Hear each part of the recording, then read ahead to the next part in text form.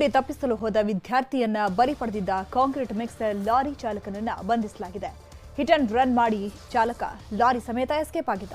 CCTV ದೃಶ್ಯಾವಳಿ ಪರಿಶೀಲನೆ ನಡೆಸಿದ ಪೊಲೀಸರು ಆರೋಪಿಯನ್ನ ಅರೆಸ್ಟ್ ಮಾಡಿದ್ದಾರೆ.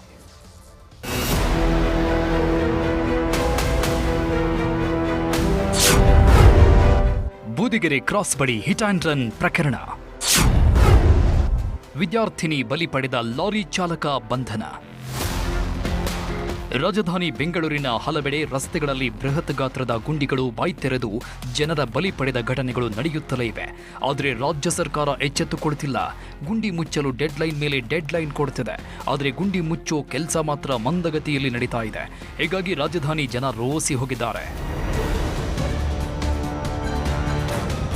ಕಳೆದ ಸೆಪ್ಟೆಂಬರ್ 29ರಂದು ಬೆಂಗಳೂರು ಹೊರವಲಯದ ಬೂದಿಗೆರೆ ಕ್ರಾಸ್ ಬಳಿ ವಿದ್ಯಾರ್ಥಿನಿಯೊಬ್ಬರು ಗುಂಡಿ ಗಂಡಾಂತರಕ್ಕೆ ಬಲಿಯಾಗಿದ್ರು.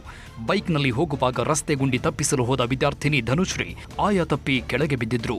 ಇದೇ ವೇಳೆ ಬೈಕ್ ಹಿಂದೆಯೇ ವೇಗವಾಗಿ ಬಂದ ಕಾಂಕ್ರೀಟ್ ಮಿಕ್ಸರ್ ಲಾರಿ ವಿದ್ಯಾರ್ಥಿನಿ ಮೇಲೆ ಹರಿದು ಸ್ಥಳದಲ್ಲೇ ಸಾವನ್ನಪ್ಪಿದಳು.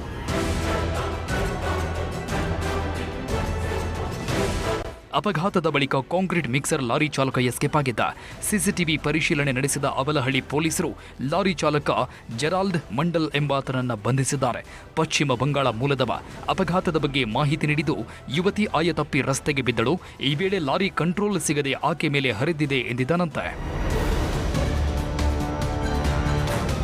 ಒಟ್ನಲ್ಲಿ ಬೆಂಗಳೂರಿನ ರಸ್ತೆ ಗುಂಡಿಗಳೇ ಜನರಿಗೆ ಮುಳುವಾಗಿದೆ. ಯಾರದ್ದೋ ನಿರ್ಲಕ್ಷ್ಯ, ಬೇಜವಾಬ್ದಾರಿಗೆ ಅಮಾಯಕ ವಿದ್ಯಾರ್ಥಿನಿ ಬಲಿಯಾಗಿದ್ದು ದುರಂತ ಬೇಸರಿ. ಹಿಂಬದಿಯಿಂದ ವೇಗವಾಗಿ ಬಂದಂತಹ ಟಿಪ್ಪರ್ ಲಾರಿ ಆಕೆ ಮೇಲೆ ಹರಿದು ಆಕೆ ಸಾವಿಗೂ ಕೂಡ ಕಾರಣವಾಗಿತ್ತು.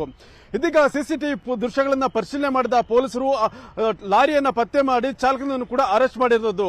ಸದ್ಯ ಅವಲಹಳ್ಳಿ ಪೊಲೀಸ್ ಠಾಣೆಯಲ್ಲಿ ಕೇಸ್ ಕೂಡ ದಾಖಲಾಗಿದೆ. ಮತ್ತೆ ಪೊಲೀಸರು ತನಿಖೆಯನ್ನು ಕೂಡ ಮಾಡ್ತಾ ಇದ್ದಾರೆ. ಕ್ಯಾಮೆರಾ ಪರ್ಸನ್ ವೆಂಕಟೇಶ್ವರ್ ಜೊತೆ ಮುನಿರಾಜು, ನ್ಯೂಸ್ 18 ಬೆಂಗಳೂರು.